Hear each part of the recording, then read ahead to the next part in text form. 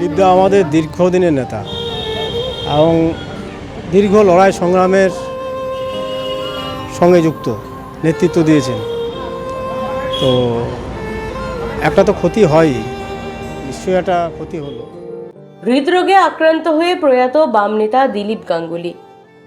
সিপিআইএমের প্রাক্তন জেলা সম্পাদক ও বর্ষিয়ান বাম নেতা দিলীপ গাঙ্গুলি সিউড়ির নিজের বাড়িতে ভোররাত্রে হৃদরোগে আক্রান্ত হয়ে না ফেরার দেশে পাড়ি দেন।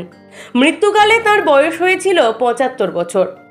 দীর্ঘদিন অসুস্থ হয়ে বাড়িতেই শয্যাশায়ী ছিলেন। বহু প্রতীক্ষিত সেই বিপ্লবের উষালগ্নের স্বপ্ন আদর্শ বাম নেতার মতো ছিল তাঁর জীবনেও। কাকতালীয়ভাবে তাঁর জীবন অবসান ঘটল ভোরেই। আমি দিলীপ গাঙ্গুলির সঙ্গে ভারতের কমিউনিস্ট পার্টি মার্ক্সবাদীর আদর্শে বিশ্বাসী হয়ে আমি আসি। প্রথমত মোহাম্মদ সেলিম, আব্দুল হক, আমাদের বন্ধু যে ঘাটতি, এই ঘাটতিটাকে আমাদের প্রজন্ম যারা তারা আজকে তারা ভাববে, আমরা আশা করি আমাদের দিলীপদা অমর রয়। হয়তো এটাও তমসমা জ্যোতির্গময়ের এক অন্য রূপ। মহীরুহ পতনে শোকস্তব্ধ বীরভূম জেলার রাজনৈতিক মহল। কারণ মৃত্যু হলো জীবনের সবচেয়ে নির্মম একটি সত্য। মৃত্যু মানুষের জীবনে এমন এক কঠিন বাস্তব যা অবধারিত, কিন্তু মেনে নেওয়া খুব কষ্টকর। বর্ষিয়ান বাম নেতা দিলীপ গাঙ্গুলির প্রয়াণের সঙ্গে শেষ হলো জেলার রাজনৈতিক ইতিহাসের একটি অধ্যায়। রয়ে গেল বহু ঘটনা।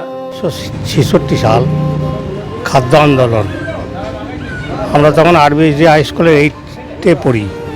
আমি দিলীপ খাদ্য আন্দোলনে চণ্ডীগড়ের নেতৃত্বে ব্লকে যাই এবং রাজনীতি তখন আমাদের জ্ঞান বুদ্ধি ছিল না, আমরা গিয়েছিলাম চণ্ডীদার নেতৃত্বে। সেই থেকে আমাদের শুরু রাজনীতি জীবনে আসা। আমাদের সাথে ছিলেন, যতক্ষণ এখন মনে পড়ছে আমার, অশ্বিনী, রজব, সুরজিৎ মিত্র, রানা, আরও সব অনেকে। এদিন সিউড়ির নিজের বাড়ি থেকেই তাঁর পার্থিব শরীর জেলা পার্টি অফিসে নিয়ে যাওয়া হয়। তারপর তাকে দুবরাজপুর সিপিআইএমের পার্টি অফিসে নিয়ে আসা হয়। সেখানে তাকে পুষ্পস্তবক ও মাল্যদান করে শেষ শ্রদ্ধা জানানো হয়।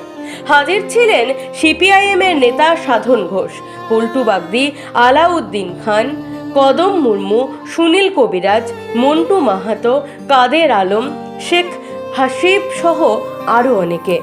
প্রয়াত বাম নেতা দিলীপ গাঙ্গুলির আত্মার শান্তির কামনার জন্য 2 মিনিট নীরবতা পালন করে বাম নেতারা। সেখান থেকে তার পার্থিব শরীর খয়রাশোলের সিপিআইএমের পার্টি অফিসে নিয়ে আসা হয়। সবশেষে তার জন্মস্থান দুবরাজপুর ব্লকের বালিজুড়ি পঞ্চায়েতের কুকুটিয়া গ্রামে নিয়ে যাওয়া হয়। তারপর বক্রেশ্বর শ্মশানে শেষকৃত্য সম্পন্ন করা হয়।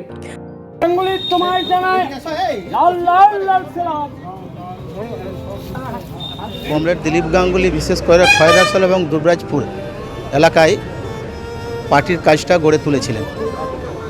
তার প্রয়াণে আমাদের পার্টির প্রচুর ক্ষতি হলো এবং একজন গার্জেন হিসেবে আমরা হারালাম। অনেক সময় আমাদেরকে এই এলাকায় কীভাবে পার্টি গড়তে হবে পরামর্শ দিতেন এবং পার্টির ক্ষতি হয়েছে। উল্লেখ্য, দলীয় সূত্রে জানা যায় 2001 সালে জেলা সম্পাদক হন তিনি। 13 বছর এই দায়িত্ব পালন করেছেন। ছিলেন জেলা পরিষদের কর্মাধ্যক্ষ।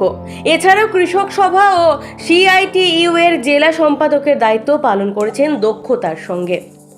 মানুষের মধ্যে অধিকার রক্ষার লড়াইয়ে তিনি সর্বদা ছিলেন সামনের সারিতে। বিভিন্ন সময়ে কংগ্রেস মদতপুষ্ট যোদ্ধার নকশালদের দ্বারা আক্রান্ত হয়েছিলেন। মানুষের জন্য লড়াই করতে গিয়ে তাকে জেলেও যেতে হয়েছিল। তার মৃত্যুতে শোকের ছায়া জেলার রাজনৈতিক মহলে। দুবরাজপুর থেকে শেখ অলি মোহাম্মদের রিপোর্ট, বীরভূমের খাস খবর।